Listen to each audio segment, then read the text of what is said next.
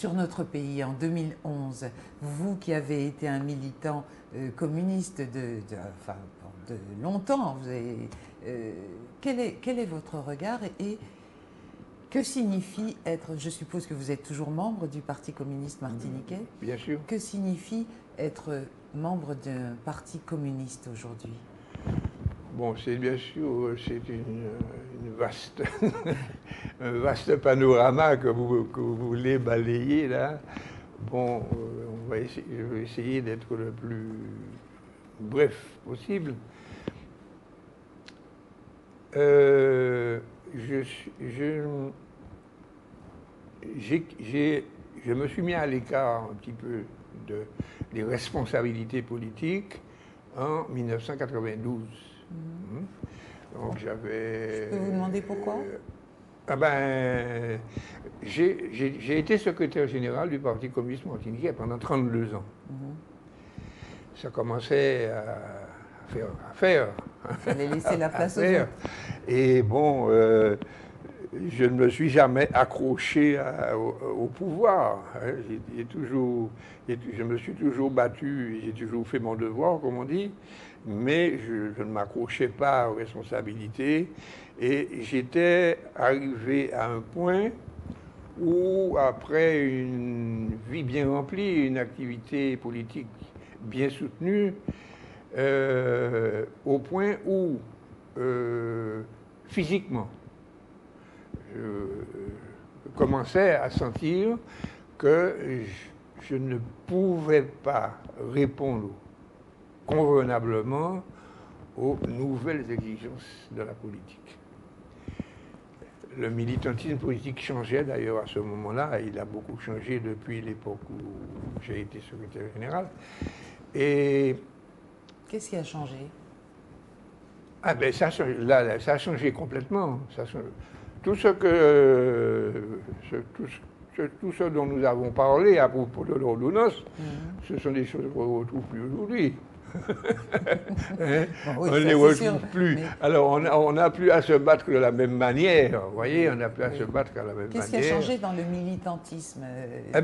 Des quantités de choses. Par exemple.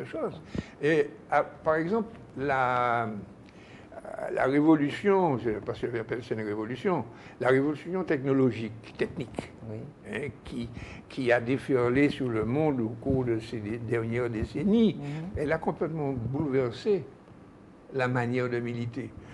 Militer en 1960, c'était être sur le terrain, c'était prendre sa voiture, et puis aller dans les campagnes, dans les mornes, aller parler aux gens, les réunir, les rassembler. Les rassembler comment? Bon, on prenait son téléphone, bon, mais tout le monde n'avait pas le téléphone, bref, c'était pas des choses simples.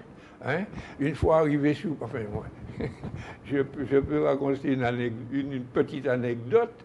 Le père Bissol, c'est Léopold Bissol, qui était député, qui a été député de la Martinique, qui était un homme déjà assez âgé, et il allait dans tous les mondes, aller voir les gens, causer avec eux, etc.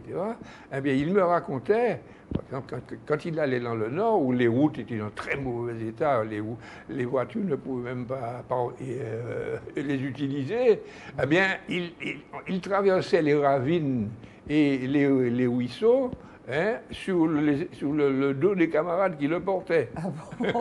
Oui, pour pouvoir accéder au quartier. Oui. Bon, en Martinique, maintenant, quand même, il y a eu un certain progrès, et les militants n'ont plus à faire ce genre d'exercice, vous voyez, matériellement. Et maintenant, je suis absolument, personnellement, parce que j'ai milité autrement, époustouflé par la présence, par exemple, d'Internet. Oui. Internet a organiser un meeting ou bien une manifestation maintenant, c'est autre chose. Avant, il fallait aller voir les gens, il fallait faire des trucs, il fallait coller des affiches. Fallait, moi, je vendais mon journal chaque semaine. Hein, je passais dans les rues, sur les marchés, partout, parfois même dans les campagnes pour causer donc avec les gens. Donc le militantisme a changé. C'est un militantisme a de manière extraordinaire. Le plus bel exemple qu'on ait eu récemment à l'international, ce sont les révolutions entre guillemets arabes qui sont parties de Facebook, des réseaux sociaux. Hein. Voilà, qui ont joué un rôle important. Les militants communistes martiniquais ou autres, d'ailleurs, les militants communistes en général, n'ont pas pris ce train en marche, on dirait. C'est-à-dire, non, on l'a pris en marche, mais c'était déjà... Il y a eu d'autres raisons, vous voyez, il y a eu d'autres raisons qui ont fait que le mouvement communiste à la Martinique s'est trouvé en difficulté. Il y a eu d'autres raisons. Il est aussi en difficulté en France. Nous n'allons pas rentrer dans le détail, mais je peux vous dire que le Parti communiste, en 1956, par exemple, au moment où Césaire a pris sa démission, à ce moment-là, le Parti communiste, c'était les 2 tiers des voix aux élections. Les 2 tiers. Il y avait 2 députés communistes, sur les 3. Hein. Donc il y avait cette situation. Qui étaient ces deux députés, monsieur? Ces 2 députés. C'était Léopold Bissol et Aimé Césaire. Ah oui, d'accord. Ces 2-là. Et lorsque Césaire est parti, ça a coupé le parti en 2, et ça a coupé le corps électoral, les électeurs qui votaient communistes, ça les a coupés aussi en 2, et pas de manière égale, hein, surtout à Fort-de-France, où la majorité des électeurs de Fort-de-France ont suivi Césaire. Il est vrai que le départ de Césaire a été un coup très dur pour le Parti communiste. Ça a été un coup terrible. Mais quand on regarde un peu les partis communistes dans le monde, ils ne sont pas en meilleur état que le Parti communiste. Eh bien oui, alors là, il y a eu...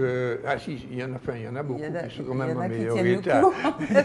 Le Français est quand même en meilleur état que le nôtre, bien qu'il soit affaibli aussi. Le Français est représenté par Jean-Luc Mélenchon, qui n'est pas au Parti communiste. Mais parce qu'il a bien... C'est pas parce que le Parti communiste français n'avait pas de représentants possibles. Hein. Il y en avait. Hein. Il y en avait. Hein. Non, mais on ne va pas discuter de ça. Je voudrais, Armand Nicolas, je voudrais avoir votre point de vue. Aujourd'hui, vous qui avez été un militant de cette belle cause qu'était le communisme, comment voyez-vous notre pays aujourd'hui ? Qu'est-ce qui vous frappe? Qu'est-ce qui quelle situation de quelle situation êtes-vous témoin? Globalement, oui. C'est un pays qui a changé. Incontestablement, il y a des Il a évolué. Il a évolué, il y a des mutations. Bon, ça se voit dans le paysage et tout. Bon.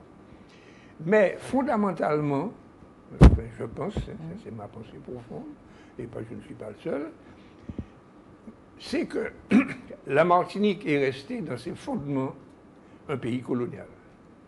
Un pays qui paraît avancé, développé, mais qui est un pays qui sans industrie, qui a un commerce dans un état épouvantable, une agriculture qui ne permet pas de satisfaire les besoins de l'alimentation de la grande majorité des gens. C'est la Martinique d'autrefois, encore. Et cette situation perdure, on est devenu un pays de consommation. Tout ce qu'on a, tout ce qu'on fait, ça vient d'ailleurs. Un pays de chômage où il y a des chômeurs en quantité, en particulier chez les jeunes. 65% de la jeunesse martiniquaise en âge de travailler ne travaille pas. Bref. Et de plus, moi ce n'est pas négligeable, il apparaît que ce pays, malgré l'évolution qui s'est faite un petit peu partout dans le monde, est dirigé. Il y a une gouvernance, comme on dit maintenant, il y a une gouvernance qui est absolument rétrograde et qui fait qu'on ne tient pas compte des intérêts, de la volonté du peuple antiniquais, surtout de sa volonté de responsabilité. Nous voulons que nos affaires soient dirigées par nous-mêmes et non pas par les autres. Nous voulons qu'on cesse de penser pour nous, parce que maintenant c'est ça. Et nous ne pensons pas, ou bien quand ce que nous pensons, on le met au tiroir ou à la poubelle, et la pensée vient de l'extérieur, elle vient de 7000 km par les dirigeants de la France, et c'est pas seulement la pensée, ils pensent pour nous, ils organisent pour nous, ils décident pour nous. Mais quand même, Armand Nicolas, nous avons des hommes et des femmes politiques dans ce pays qui ont des responsabilités. Oui. Qu'en font-ils? Seulement, il y a une chose, c'est que les responsabilités que nous avons, c'est les responsabilités. Elles ont deux défauts. Elles sont mineures. Elles sont mineures. C'est-à-dire que la responsabilité principale vient de l'extérieur.